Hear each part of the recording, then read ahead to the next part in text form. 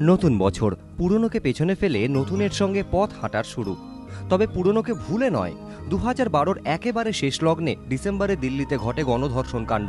চলন্ত বাসে বছর 23-এর এক তরুণীকে প্রথমে গণধর্ষণ করা হয়, তারপর নৃশংসভাবে মারধর করে রাস্তায় ফেলে যায় দুষ্কৃতীরা। 13 দিনের জীবন মরণ লড়াইয়ের পর প্যারামেডিকেলের ওই ছাত্রী মারা যান সিঙ্গাপুরের হাসপাতালে। ঘটনার প্রতিবাদে গর্জে ওঠে দেশ। রবিবারই মৃত ছাত্রীর শেষ কাজ হয়েছে, আর তার পরের দিনই কি উৎসবে মেতে ওঠা যায়? রাষ্ট্রপতি প্রণব মুখোপাধ্যায় বর্ষবরণের সমস্ত উৎসব বাতিল করেছেন।